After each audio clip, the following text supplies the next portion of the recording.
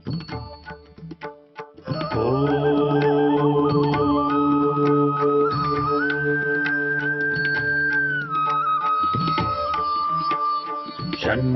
मित्रः शं वरुणः शन्नो भवत्वर्यमा शन्न इन्द्रो बृहस्पतिः शन्नो विष्णुरुक्रमः ॐ शान्ति शान्ति शान्तिः।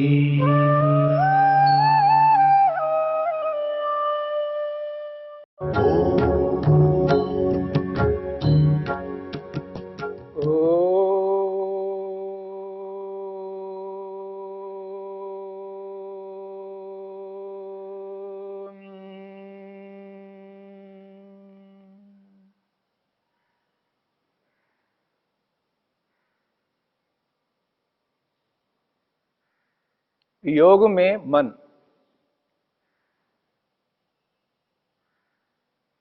योगाभ्यास करने के लिए मन को समझना, मन के क्रियाकलापों को अनुभव करना, मन की अवस्थाओं को समझना, किस समय मन क्षिप्त अवस्था में रहता है, अर्थात किस समय मन चंचल होकर के कार्य करता है, किस अवस्था में हमारा मन मूढ़ रहता है, आलस्य से युक्त रहता है, तंद्रा से युक्त रहता है, किस अवस्था में मन विक्षिप्त अवस्था में रहता है। क्षिप्त, मूढ़ और विक्षिप्त, इन तीन अवस्थाओं में हमारा जीवन चल रहा है। लेकिन योगाभ्यास करने वाला व्यक्ति योगाभ्यास करता हुआ निरंतर अपनी स्थिति को उन्नत करता हुआ एक स्थिति में आकर के एकाग्र हो जाता है। एकाग्र अवस्था में व्यक्ति ये एहसास करता है जड़ वस्तु क्या है और चेतन वस्तु क्या है।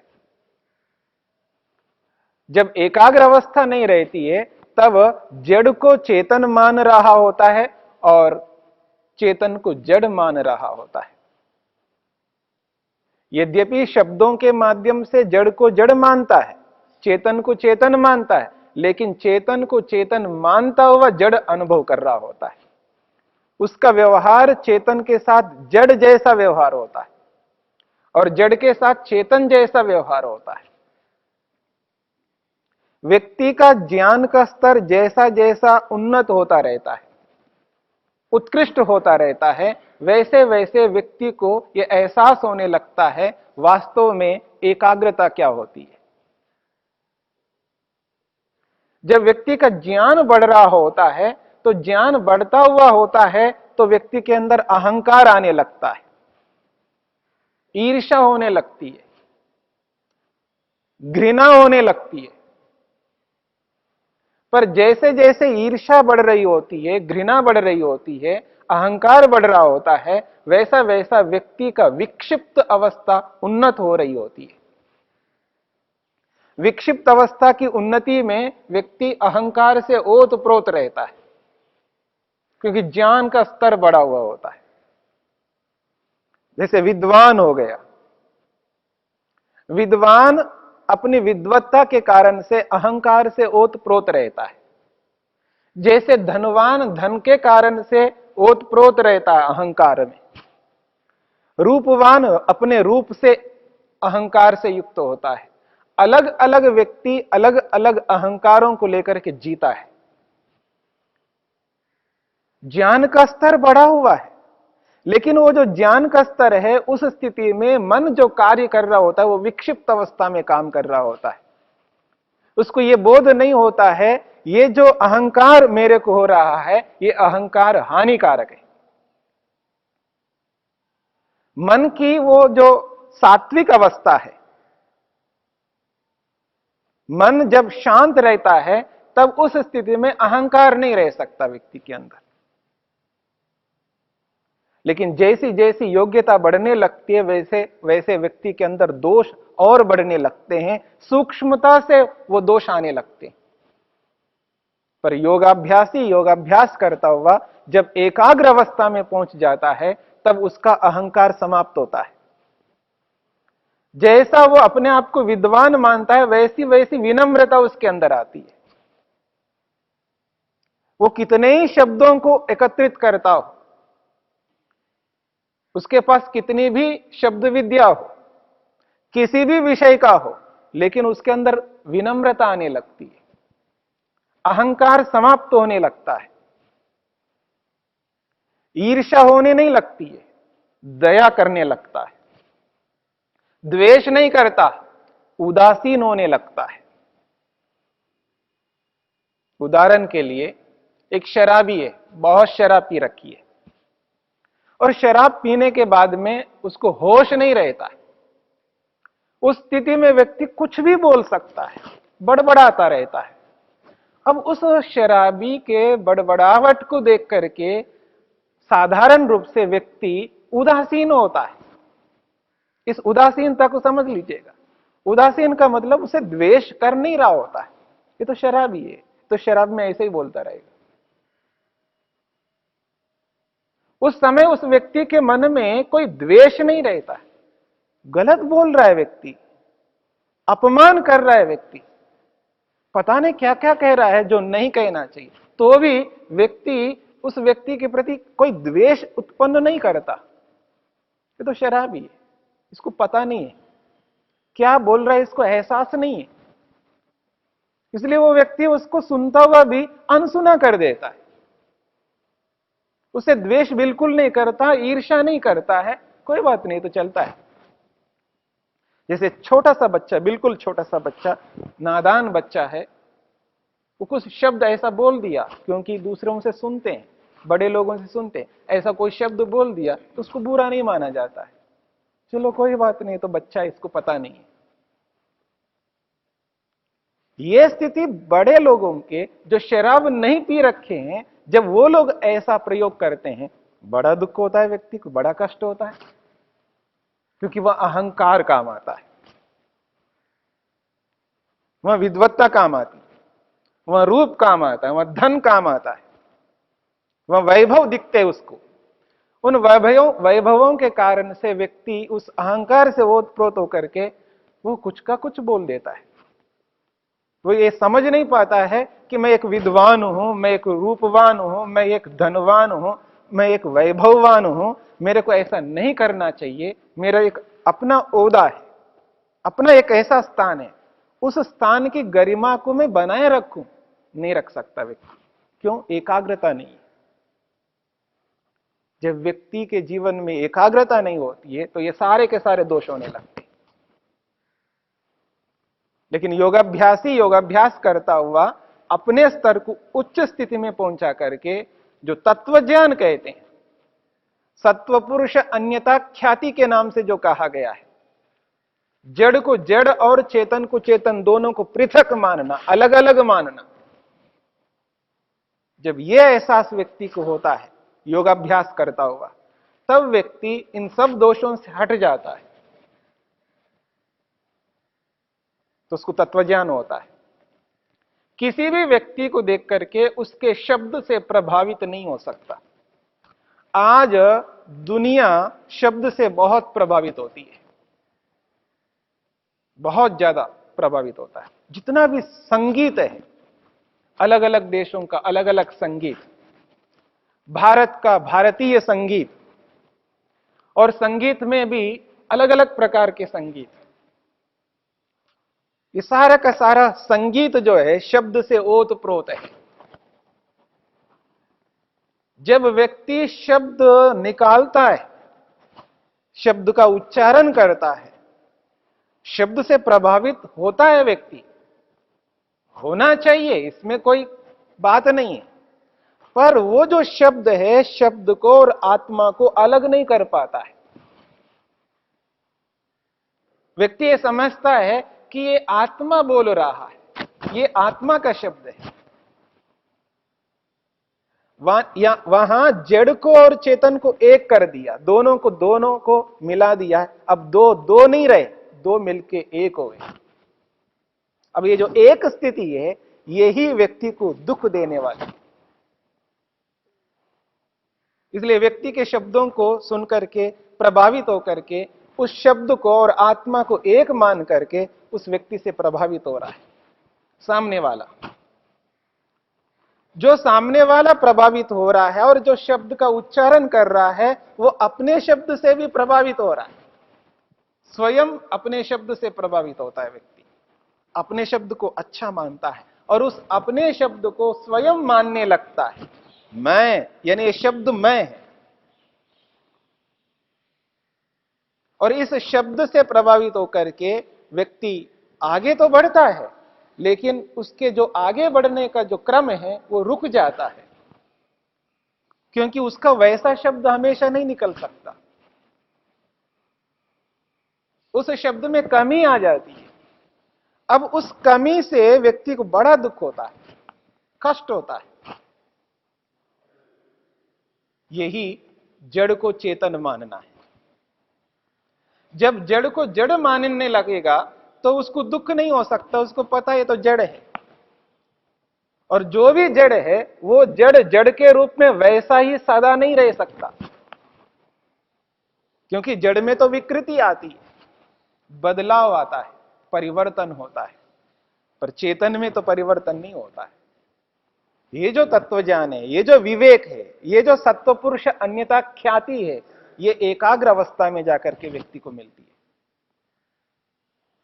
इसी स्थिति में व्यक्ति एहसास करता है ये जो जड़ है और ये जो चेतन है, ये दोनों अलग होते हुए मैं जो चेतन हूं, मुझ में कोई विकृति नहीं आ सकती है। आपने सुना है चिति शक्ति अपरिणामिनी, आत्मा तो अपरिणामी है, परिणाम नहीं होता, उसमें बदलाव नहीं हो सकता। कैसे बदलाव होंगे? ना बदलने वाली चीज में बदलाव हम कैसे ला सकते? मैं तो चेतन हूं, मुझ में कोई परिवर्तन नहीं हो सकता। जब उसको यह एहसास होगा, तो जब शब्द में परिवर्तन होता है, स्वयं के शब्द में परिवर्तन होता है, उसको दुख नहीं हो सकता, कष्ट नहीं हो सकता। स्वयं के रूप में जब परिवर्तन होता है, यानी शरीर में, शरीर के रूप में, शरीर के रंग में, पूरा शरीर ऊपर से नीचे तक जो भी परिवर्तन होता है, जिस रूप में भी परिवर्तन होता है, वो सारा का सारा परिवर्तन जड़ में होता है, आत्मा में तो नहीं हो सकता। लेकिन रूप में परिवर्तन होने से व्यक्ति को जो दुख होता है, जो कष्ट होता है, जो पीड़ा होती है, वो एकाग्र अवस्था वाला नहीं होता है।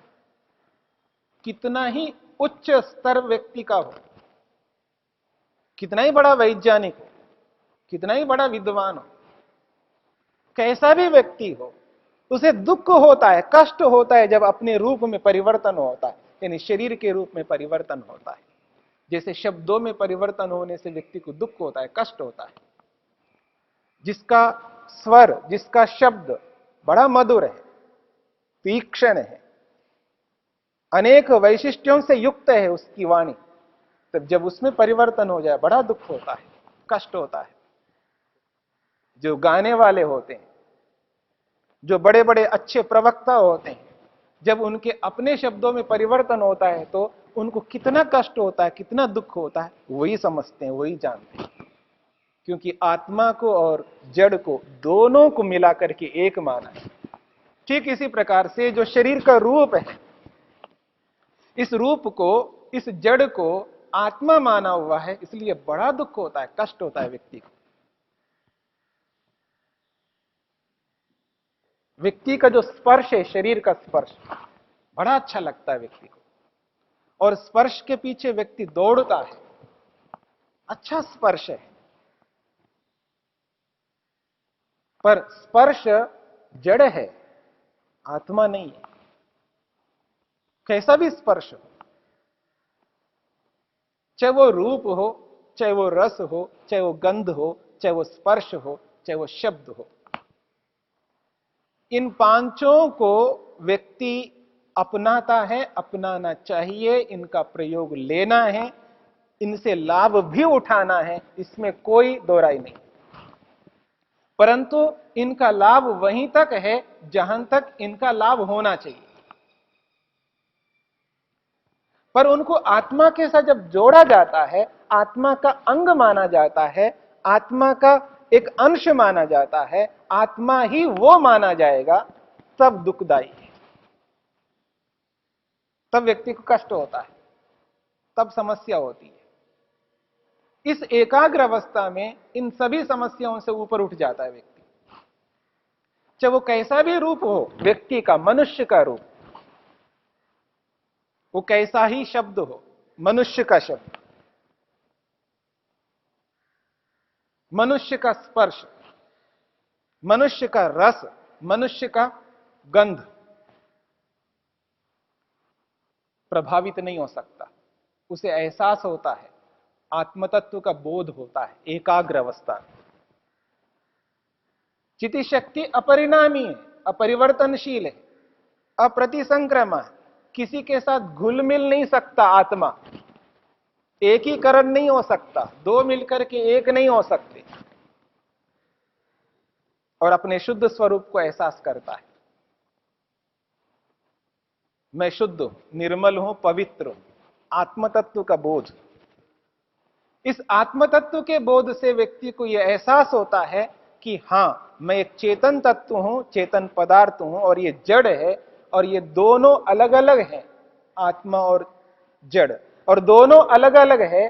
तो जड़ का जो स्वभाव है वो आत्मा में नहीं आ सकता, और आत्मा का जो स्वभाव है वो जड़ में नहीं जा सकता। दोनों के अपने अपने स्वभाव है। जब दोनों के अपने अपने स्वभाव है तो व्यक्ति को एहसास होता है कि मैं ऐसा हूं और जड़ ऐसा है। जब दोनों की अनुभूति व्यक्ति कर लेता है, यही तत्व ज्ञान है, यही सत्व पुरुष अन्यता ख्याति है। और इसी स्थिति से व्यक्ति को समाधि की प्राप्ति होती है। इसी स्थिति में व्यक्ति को आत्मा का बोध होता है, आत्मा का साक्षात्कार होता है, स्वयं को देखता है, स्वयं को अनुभव करता है। और जब स्वयं को अनुभव करता है, अपने स्वरूप को सामने रखता है, तो अपने आप जड़ का स्वरूप भी उसको एहसास होता है। जड़ क्या है, जड़ की स्थिति क्या है। तो जब दोनों का अनुभव व्यक्ति को होता है, आत्मा को होता है, इस एकाग्र अवस्था में, ऐसी स्थिति में उसको वैराग्य हो जाता है। वैराग्य होने का अभिप्राय यह है, उचित को उचित ही अनुभव करता है और उचित ही करता है। यह बड़ी बात है। उचित को उचित अनुभव करना तो बहुत लोग करते हैं, हम सभी करते हैं। उचित को उचित हम मानते हैं और अनुचित को अनुचित भी मानते हैं। अनुचित को अनुचित मानता हुआ अनुचित को त्याग करना, यह हर व्यक्ति की बात नहीं बन सकती, हर व्यक्ति के लिए संभव नहीं हो सकता। उचित को उचित मान करके उचित ही करना हर व्यक्ति के बस की बात नहीं है। पर एकाग्र अवस्था में योगाभ्यासी व्यक्ति अपने मन को अपने नियंत्रण में रखता हुआ जिसको उचित मान लेता है, जिसको अनुचित मान लेता है, उसके अंदर वो जो विवेक है, वो जो वैराग्य है, उसके कारण से उचित को उचित ही करेगा, अनुचित को अनुचित मान करके त्याग करेगा। यानी त्याग और ग्रहण, ये वैराग्य की स्थिति में। वैराग्य में उचित का ही ग्रहण होता है और अनुचित का त्याग ही होता है। अनुचित का कभी ग्रहण नहीं हो सकता है और उचित का कभी त्याग नहीं हो सकता है। यही एकाग्रता का लाभ है।